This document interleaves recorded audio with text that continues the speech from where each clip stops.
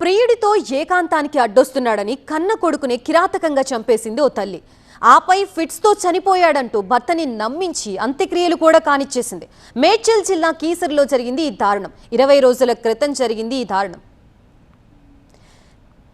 తీగులకి చెందిన స్వామి జ్యోతి దంపతులు 4 ఏళ్ల కూతురు 2 ఏళ్ల కుమారుడితో కలిసి కీసర పోలీస్ స్టేషన్ పరిధిలో నివసిస్తున్నారు. స్వామి క్యాబ్ డ్రైవర్. అయితే జ్యోతికి వివాహానికి ముందు నుంచే యాదాద్రి భువనగిరి జిల్లా మాదాపూర్ గ్రామానికి చెందిన నవీన్ అనే యువకుడితో వివాహేతర సంబంధం ఉంది.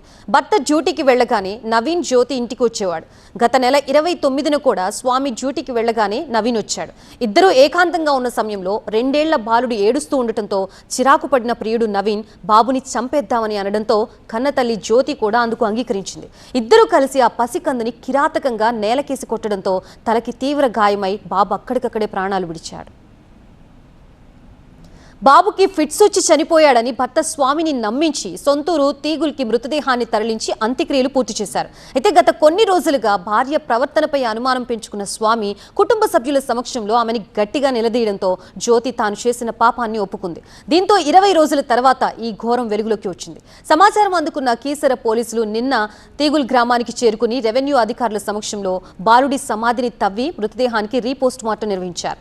తల్లి జ్యోతిని అరెస్ట్ చేశారు. ప్రస్తుతం పరారీలో ఉన్న ప్రియుడు నవీన్ కోసం గాలిస్తున్నారు. వాడన కొడుకుని చంపింది ఫ్రైడే రోజు. ఎన్ని గంటలకు టైం? 5:36. అంటే గొడవ అయిందా నీకైనా?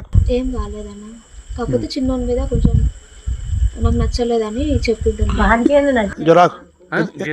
ఎందుకు నచ్చలేదట? ఆయన క్వశ్చన్ వాడు నీతో ఉండడం నాకు ఇష్టం లేదు, అందుకని నచ్చలేదని చెప్పిండు.